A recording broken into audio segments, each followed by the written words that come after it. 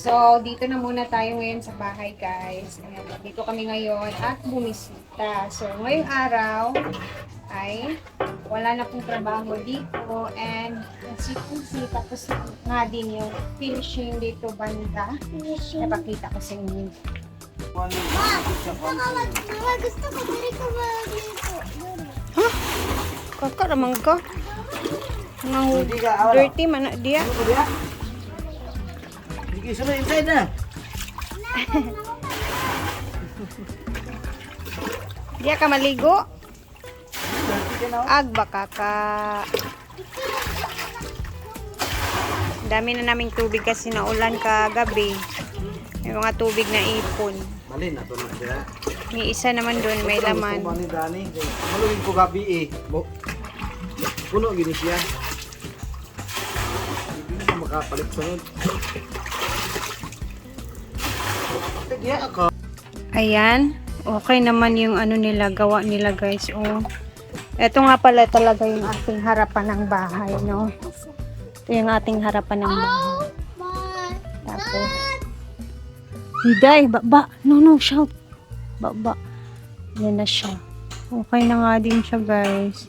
Ang ganda ng tingnan. Ang problema na lang talaga namin dito sa finishing is yung sa likuran na hindi pa nagagawa. Nak, ayo pag hugaw-hugaw dia, please. Ano nga din yung tsura niya. Ayan na siya, guys. Oh. Diba? Iba pa din talaga pag na-finish nga na yung bahay. So, walang trabaho ngayon kasi tapos naman na yung trabaho nila sa finishing. And then, yung mga kabilya doon, ikakat pa yun. Dito naman sa harapan is nakat na nga din yung mga kabilya na yan. Tsaka, kailangan pa yan ng konting finishing dyan banda. So, ay, naikot na nga din. Tapos, dito sa likuran na lang talaga yung problema, guys. Ito talaga. Ayan. Ito na nga din yung problema natin dito. Nagtatrabaho sila neighborhood dyan sa kanilang parking area. Sinisemento nila. Napamanday baril diri oh. Tapos dito naman marami pa tayong buhangin dito. Ito naman yung gagamitin ng mga buhangin sa likod na kulang. Good morning. Ha? Ako nang yato dito kon. Aming kapitbahay. Ako nang yato kang mga bitilya karon. Agi hato din mo dito.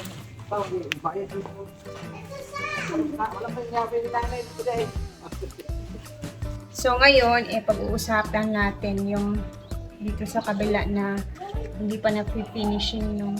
So actually, ang nangyari talaga niyan guys is, sabi ko nga sa inyo, pakyawan yan siya.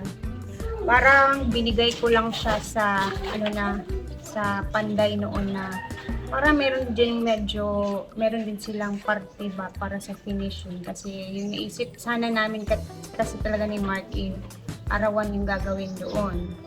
So nanghingi siya ng kumbaga 2 pisngi ba dito sa bahay na gusto niya siya yung mag-finishing. So yung nangyari is ayun, advance siya. Dito lang banda yung na nagawa nila, yung dito, hindi pa. Hanggang sa naubos talaga yung bayad talaga para dito sa parte ng finishing na para na kailangan nilang gawin. So, talaga, inabutan na nga lang din na natapos na yung sa front, tapos dito sa kabila. And yung dito sa likod, hanggang ngayon, hindi pa. So, nauna pa talaga to dito, bayad na. Kasi ito yung una pisngi na to, dito sa harap sa kalsada. Ito, una pa talaga siyang nabayad. Kaya doon sa nagawa ng aking kapatid, tsaka sa aking in-law. So, sabi ko, hayaan na nga lang natin. Sabi ko kay Mark, hayaan na lang natin, Beth. Huwag na tayong magsalita ng hindi maganda. Ipasa Diyos na lang natin. yung mga Light. Oh. ganito kasi alam naman natin may mga minsan talaga bagay na nangyayari ng mga ganito. Kung nasa atin na lang talaga ang lesson learned, kung gano'n. Ang importante hindi tayong gumawa ng hindi maganda sa kapwa natin. Yung sabi ko kay Mark, and which is, agree naman siya sa ganun. So sabi ko, si Lord na bahala. Ang importante, tayo inisip naman natin sila, wala naman tayong ginawang hindi maganda, inuna pa nga natin sila, di ba? So, siguro hindi naman kami masama na doon, di ba? If ever man. And ayun na nga, sabi ko, si Lord na bahala. And then move on na lang tayo. Ngayong sahod na to, ipapatrabaho namin ni Mark yan sa ibang tao. So, hindi kasi po pwedeng aantayin namin siya, tapos medyo kailan ba, ganun ba? Parang sakit sa ulo kasi, ano siya guys, syempre, para sa akin, hindi naman talaga ganun kadali maghanap ng pera ba. Pero, feeling na minsan na nga lang ako nakaka-vlog dito sa bahay, kasi tsaka lang pag may trabaho, tapos, ganito pa yung mangyayari, so, mag-move on na lang tayo at huwag na tayong magsalita ng hindi maganda. Ang importante tayo yung gumagawa ng mabuti at saka hindi tayo yung gumagawa ng hindi maganda. So this Diday, sinama ko nga pala si Diday guys kasi wala yung pasok kasi yung teacher nila ngayon. Hi auntie, good morning! Tsada kung pagbintana dani.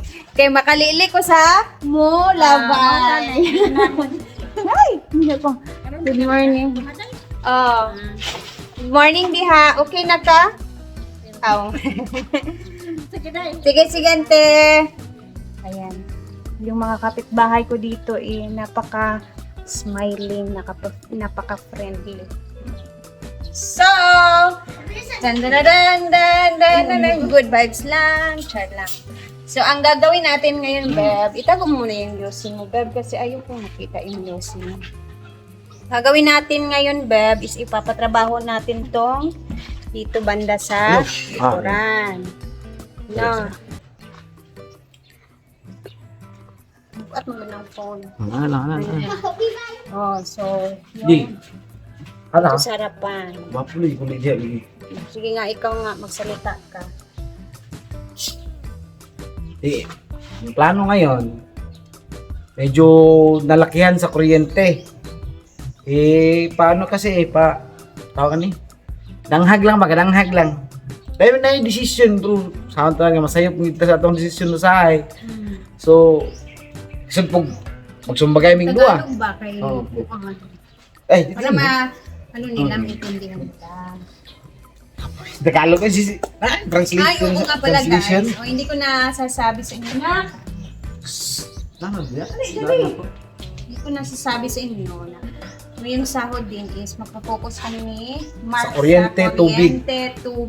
Pero, yung isa dyan, tapos yan. Tapos tapos yan. tatapusin na namin yung kulang Yung lahat pisngi ng, dito na hindi na finishing. So, yun Lahat yung ng gagawin finishing. namin ngayon. Na sahod. Pero yung pinakamabigat, tubig tsaka kuryente, medyo namahalan talaga. Okay lang. Gumawa ng paraan, pero yung paraan, inanod. Kung si BBM pa, plano ni March na-overwhelm. Tsaka noon. Kaso yung, Na-overwhelm yung budget. So, doon kami focus ngayon sa next, second option. Second option, no choice. Bayad ka talaga. Kailangan talaga. Oo. Pero ganun talaga ang buhay. At least sinubukan. Kahit sablay yung pagsubok, basta sinubukan, yun na yun. Kaya nga, ganun naman talaga. Sabi ko minsan, ito kasi minsan, siya yung nag-desisyon. So ako, advice, tapos nakikinig lang ako sa kanya. Pag feel ko na hindi pwede, gano'n, tsaka pa ako, chika. So may mga desisyon kami minsan na Kaya napagalitan nga eh. Away din kami minsan, pero at the end of the day, okay naman. Ano talaga yung mag-partner, di ba, Beb? So, focus kami ngayon sa kuryente tsaka sa tubig. So, meron na nga din kami budget daan. Di ba, Bel? Nakaipon na din kami sa budget. So, wala Sahod. tayong problema. Kasi nagsahod din tayo ngayon na month. So, sobrang salamat talaga sa inyong lahat. Shout out dahil sa mga viewers. Maraming salamat po. Kung hindi dahil sa inyo, wala to. Charing! Oh. Si Papa na. Tsaka kayo istorya. Oh. Tama naman. Correct. Very 100% correct. Tapos, ano Kaya, ba? ang gumawa nito kayo. Tandaan nyo yan, may ambag kayo dito. Ang ganda ng bahay ni Ripe Pilingera. Kumbaga, bawat bakal, bawat Simento. simento. Sa isang ads lang na pinapanood ninyo dito sa Kurang. YouTube channel, guys, yan na yun siya. Kaya lahat kayo dito na nanonood, may malaking ambag. Oo. Ay! Siyempre, hindi mawawala yung ambag ni Madam dito kasi hindi naman talaga ito mangyayari, hindi kami makikilala kung wala si Madam. So, sobrang pasalamat ko dyan sa taong yan. Alam niyo naman na sobrang thankful ako dyan. And, i-share ko nga pala sa kanila, Beb, kasi meron akong, alam nyo, di ba, yung dito na parte na finishing, tapos doon sa kabila, hindi ko sa kanila na-share kasi yung nagbigay niyan sa atin ayaw magpa. Shout out nga pala. Tita, thank you. Ayaw niya pa magpa-mention, guys. Pero actually, ang nangyari is nagbigay siya, pero hindi talaga para dito sa bahay. Kumbaga, gift niya sa akin, i-enjoy ko daw yan kasi gusto niyang kanang, ano siya, gusto lang niya i-share sa akin yun. So, sabi ko kay Mark, na pag-usapan namin niya, yung pera na yun, Siyempre. hindi ko pwedeng mawala lang. Pag may malaking pera na mapapatunguhan. So, budget yan dito agad. binadget namin agad ni Mark dito, guys, kasi Sayang yung naman pera. siya. Sabi ko, ibili natin ng ano yan. Kaya nakabili din kami ni Mark nung nakaraan ng 3 po na mga simento. Tapos yung bali labor na din, 40. 40 pieces na simento Oo. na sako. Tapos yung labor din dito. Oo. Tapos dito. Yan na yun siya. So, thank you. Madam Dito namin na lang in-enjoy yung pera mo. sasabihin siya. Ay, ako ang aking i-initial sa kanya. Initial. Madam na lang talaga kasi ayaw niyang magpaano. And then, very private person siya. So, may mga ganyan talagang nag-share ng blessings na ayaw magpasabi. Ako naman is, gusto ko lang talagang i-share sa inyo na, syempre, thankful ako. Gusto kong i-share sa inyo naman yung mga ganyan klaseng tao na bibigay ng tulong and ayaw din nilang magpa-mention. So, ako ay thankful, kaya hindi ko pwedeng hindi ko sabihin dito dahil blessings yan galing kay Lord. So, kaya din, yung mga last week, nakapagpatrabaho tayo dito sa finishing kasi yung aming pera talaga ni Mark last month is yung dito lang tapos dito na bali 2 pisngi lang talaga na finishing yung nakayanan namin. So, nung dumating yung blessings na yon, doon na namin hindi kami nagpaano na talaga. Doon na namin nilaan para may mapuntahan yung pera na yun na binigay sa amin na blessings ni Lord. Thank you. Kung nanonood ka man ngayon sa video ko, alam mo na yan. And salamat talaga, Madam. Sobrang laking tulong. Medyo nakahinga-hinga din. So, ayan, abangan na lang natin yung dito sa pag-finishing sa likuran na last na talaga. Kanina sa kuryente and sa tubig, hopefully. Tapos, ipag-uusapan pa natin yung Next. sa bintana. Mahirap yung sa pintana. Sa bintana, guys. Natutuwa lang sa bintana. Meron na akong ano niyan sa bintana. Kumbaga, meron na akong nakalaan dyan sa bintana na magbibigay. Walang iba kundi si Ma'am Chona. Ngayon is medyo nahirapan kami kasi naghahanap nga kami ng basta hindi ko muna siya isasabihin sa inyo. And doon naman kami mag-focus para maisarado naman natin yung bahay na Diday! Pwede, puntahan ka rin yung sinduyang. Huh? Third jam lang. Hopefully, Beb. Hopefully. So, ayan, dito na muna natin tatapusin kasi sobrang haba ng 14 minutes. Thank you. God bless everyone. Ako kami laging God nagpapalala. bless. God bless. Thank you. Okay. Bigat ni bigat. God bless, guys. Thank you. Kami laging nagpapasalamat and thankful sa lahat ng mga blessings na lumarating sa amin. Lalo talaga kay Brenda. Sa lahat ng mga nag-share ng blessings nila sa amin dito sa bahay na to na pinapagawa. Sobrang salamat po talaga. Alam nyo na,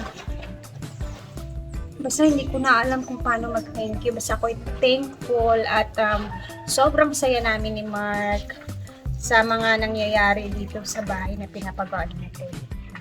Anyways, hanggang dito na muna at kami lalarga na nga din. Pinabang-abangan natin yung next na ganap dito sa bahay natin pinapagawa. Bye guys! Mamaya pupunta ako ng farm. Tsaka magluluto tayo ng chicken. Tara na!